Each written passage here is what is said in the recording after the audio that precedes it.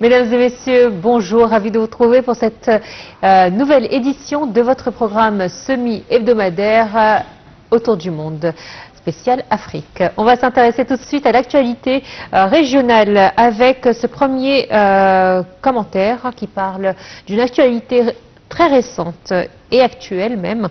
Le Premier ministre Dr Moustapha Madbouli a participé hier en tant que représentant du président Abdel Fattah el-Sisi à la séance d'ouverture de la 6e session de la réunion de coordination de mi-année de l'Union africaine qui a débuté hier à Accra, la capitale du Ghana. La participation du Premier ministre à la réunion de coordination de mi-année intervient à la lumière de la présidence actuelle de l'Égypte, de l'Agence du développement de l'Union africaine, connue sous le nom de NEPAD. En marge de la session, Madbouli a rencontré un certain nombre de dirigeants, chefs de gouvernement et de responsables africains en présence du ministre des Affaires étrangères, Dr Badr Abdelati. Un compte rendu et tout de suite on se retrouve après.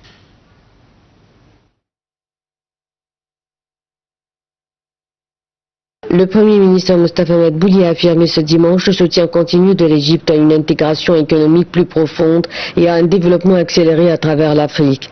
S'exprimant au nom du président Abdel Fattah el-Sisi lors de la 6e réunion de coordination de mi-année de l'Union africaine, Madbouli a souligné l'importance de l'Agence de développement de l'Union africaine pour promouvoir l'unité régionale et continentale dans le cadre de l'agenda 2063. Le Premier ministre a poursuivi que l'Égypte reconnaissait les progrès réalisés par l'Afrique ces dernières années, mais reconnaissait également les défis importants posés par la pauvreté, le chômage, le terrorisme et les conflits armés exacerbés par la pandémie de Covid-19, la guerre entre la Russie et l'Ukraine et la crise économique mondiale. Malgré ces obstacles, le Premier ministre s'est montré optimiste face aux grandes potentialités de l'Afrique. Il a appelé à des efforts concertés pour maximiser l'exploitation de ses richesses naturelles et humaines pour réaliser un développement durable. À cet effet, M. Madbouli a appelé à une augmentation des investissements financiers dans les domaines prioritaires tels que les infrastructures, l'agriculture et l'énergie. Il a également souligné la nécessité d'accélérer la mise en œuvre de la zone de libre-échange continentale africaine, ZLECAf, et son intégration en programme de développement des infrastructures en Afrique.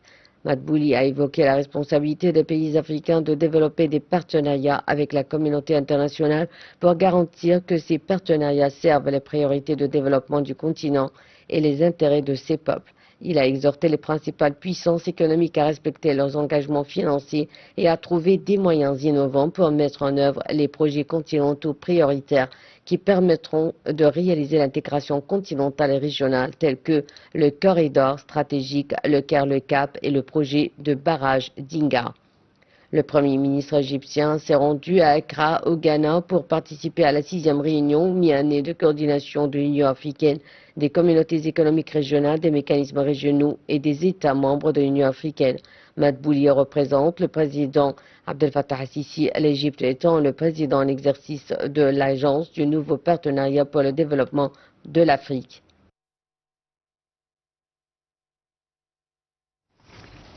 Et justement, pour nous en parler, nous avons le plaisir d'avoir avec nous son Excellence l'ambassadrice Mona Omar, qui est donc anciennement ministre adjoint aux Affaires étrangères, chargé des affaires africaines. Bonjour. Allô?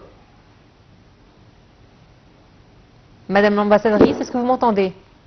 Allô? Oui, bonjour. Oui, bonjour.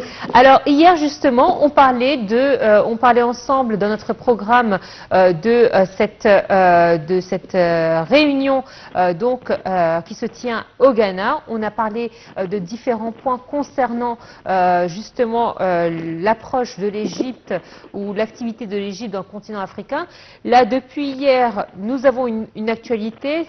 Le discours du Premier ministre au nom de l'Égypte et au nom du président Abdel Fattah el-Sisi. Alors, la participation égyptienne au rassemblement africain, en particulier au niveau des sommets, qu'en pensez-vous? Qu'avez-vous pensé du discours? Oui, bonjour. Je crois que la participation de l'Égypte dans ce sommet est très importante, très primordiale, comme on avait dit. Et d'habitude, c'était le président lui-même qui participait, mais en vue des circonstances dans la région, je crois qu'il a délégué le Premier ministre à sa place.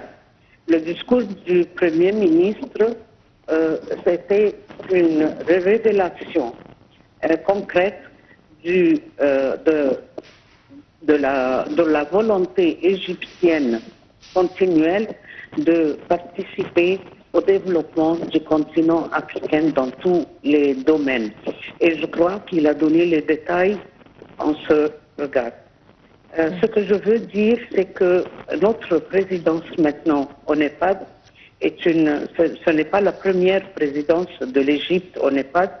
Le Népal de l'Égypte était l'un des pays fondateurs en 2003 avec 4 autres pays. On était seulement 5 pays, ce qui veut dire que la volonté égyptienne date depuis longtemps de participer vraiment au développement dans le continent africain. Alors justement, l'Égypte est présidente du NEPAD jusqu'à 2025. Donc la présence de l'Égypte est très importante à ce sommet. Comment voyez-vous, vous avez perçu les efforts qui ont été déployés justement en vue du développement de l'Afrique? Premièrement, il faut dire que l'économie égyptienne est l'une des plus grandes économies. Nous sommes parmi les 5 plus grandes économies dans le continent africain.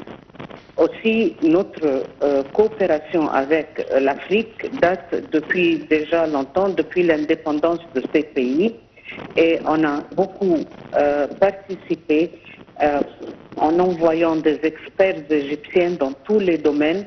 Si on parle de la médecine, si on parle de l'agriculture, on parle du tourisme, on parle de tous les domaines.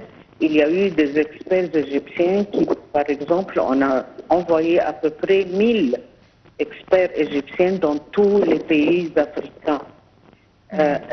Numéro 2, il y a eu des bourses qui ont été données aux citoyens africains, aussi dans tous les domaines et dans toutes les universités égyptiennes. Il y a eu des workshops pour capacity building pour les Africains donnés par tous les ministères égyptiens. Et à part ça, il y a eu des investissements égyptiens qui sont parmi les plus grands dans le continent africain. Et pour citer un exemple, on doit parler du barrage qui a été récemment construit dans la Tanzanie. Alors justement, lorsque on voit toutes les agences actives en Afrique, on voit que celle-ci en particulier, le NEPAD, exige un partenariat, une entente entre différents ministères, puisque lorsqu'on parle du développement, on parle de plusieurs domaines. On ne parle pas uniquement de l'économie, on ne parle pas uniquement de sécurité, on parle de tout en même temps en fait. Donc c'est une agence qui demande un déploiement et une concordance au niveau de tous les ministères, de tous les pays. Ça c'est vrai, ça c'est vrai. Et il faut dire que même maintenant, récemment, le NEPAD est géré vers la technologie, la nouvelle technologie, l'intelligence artificielle, pour être au niveau du reste du monde dans ce qui se passe en Afrique. Et ça, l'Égypte est l'un des plus grands collaborateurs dans ce domaine. Le domaine de communication aussi, les infrastructures, dans tous les domaines. Madame l'ambassadeur, merci à vous d'avoir été des nôtres ce matin. Je rappelle que vous êtes anciennement ministre adjoint au ministère des Affaires étrangères chargé des affaires africaines. Merci à vous. Allez, on poursuit quant à nous notre édition avec cette fois-ci un sujet. Nous avons donc le Premier ministre Moustapha Madbouli qui a appelé à des efforts concertés pour maximiser l'exploitation des richesses naturelles et humaines en Afrique pour réaliser en développement durable, s'exprimant au nom du président de Fattah el-Sisi lors de la 6e réunion de coordination de mi-année de l'Agence de développement de l'Union africaine, NEPAD. Voici un compte-rendu. Alors que les autorités nigérianes s'efforcent de lutter contre la récente propagation de choléra dans certaines régions du pays, des experts médicaux ont conseillé aux habitants d'adopter une hygiène appropriée lors de la manipulation d'aliments et de substances liquides. Le docteur Adewale Adeleye a déclaré qu'un bon lavage des mains, l'utilisation d'eau saine et de la préparation des aliments sont des moyens de prévenir la propagation du choléra. Le médecin a déclaré que bien que les vaccins puissent être utilisés pour les personnes à risque, ils ne peuvent pour l'instant être utilisés à grande échelle, comme dans le cas de la polio. Selon lui, il n'est donc pas souhaitable de procéder à une vaccination de masse, en particulier en cas d'épidémie de choléra. Adeleye a ajouté que si vous prenez le vaccin dans les 2 ou 3 ans qui suivent, l'immunité s'estomperait. À Lagos, centre névralgique du commerce au Nigeria, les autorités affirment que leur travail porte ses fruits.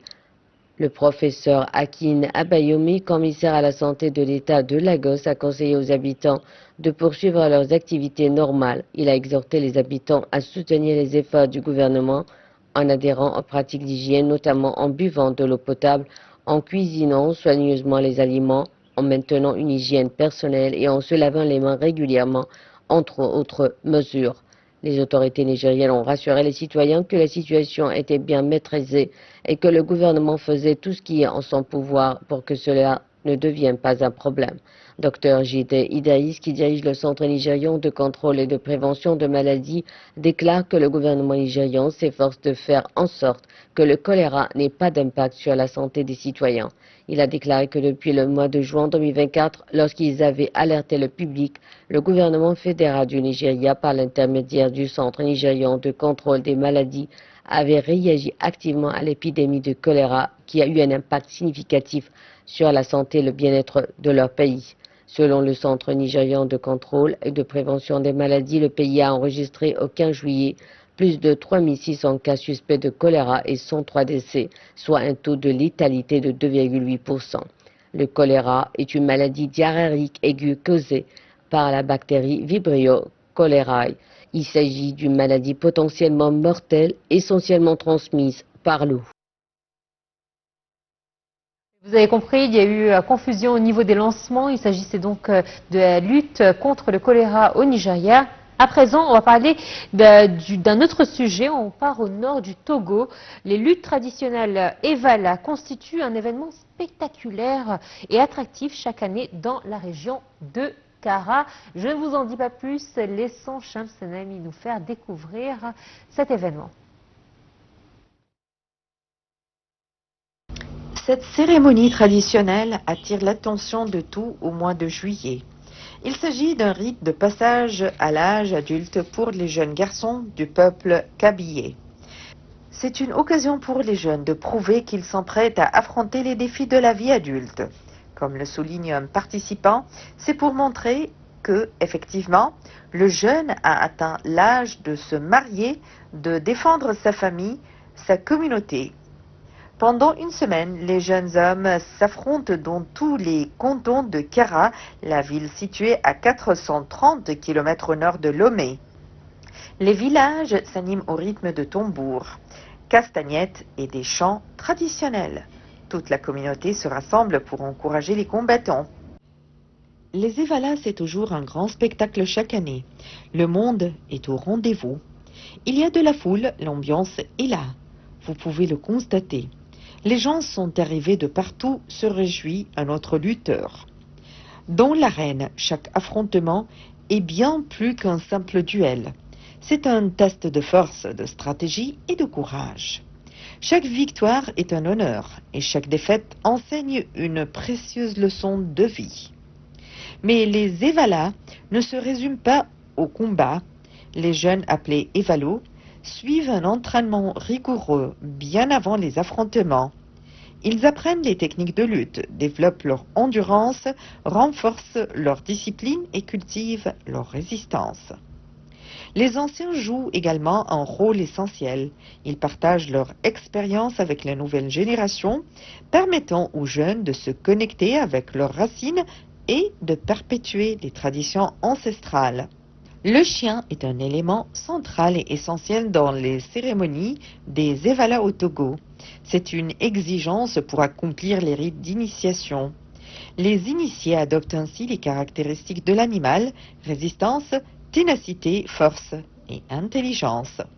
Cette tradition joue un rôle important dans la préparation physique et mentale des jeunes qui doivent démontrer leur capacité à défendre leur communauté dans les combats tout en restant dignes qu'ils remportent la victoire ou non. C'est la fin de cette édition. Merci de nous avoir suivis. Prochain rendez-vous mercredi avec une nouvelle équipe et de nouvelles informations et actualités à vous présenter. Très bonne suite de programme.